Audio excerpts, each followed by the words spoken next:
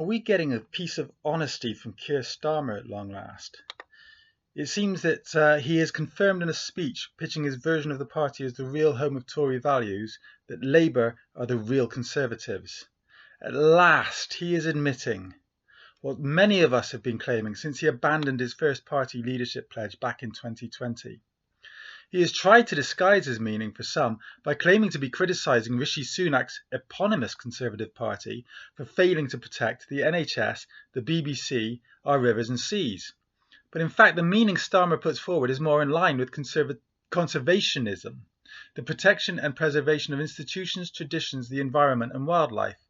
By deliberately confusing the two, he seems to be trying to trick the voting public into accepting his enforced policy shift, moving the Labour Party from socialism to neoliberalism. In declaring that he has made this shift, he is telling left-wing voters that they no longer have any representation among the main two parties in Parliament. Starmer made his intentions clear by referring to Clause 4 of the Labour Party rulebook, which originally called for common ownership of industry, that's nationalisation. Tony Blair abandoned the commitment to nationalisation in 1995, and Starmer has said he plans reforms that will be like New Labour's changes to Clause 4 on steroids.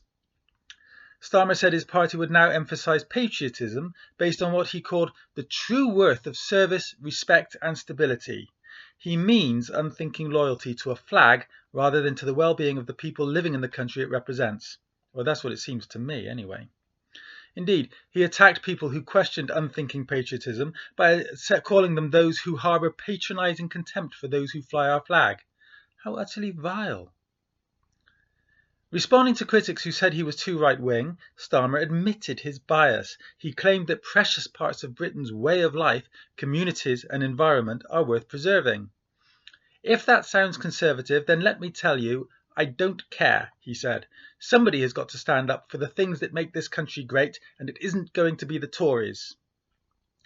But he was contradicting himself.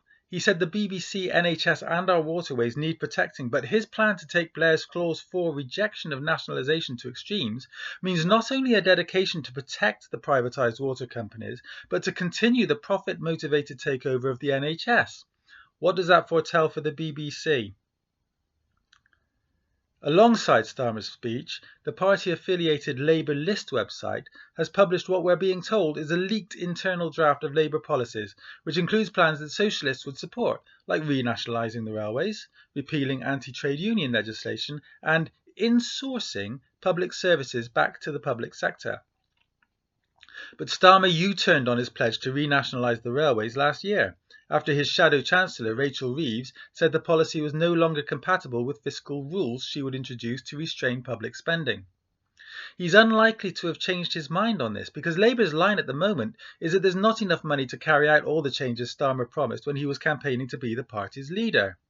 And this means that the other leaked plans are also unlikely to be true, as they would both involve increased spending.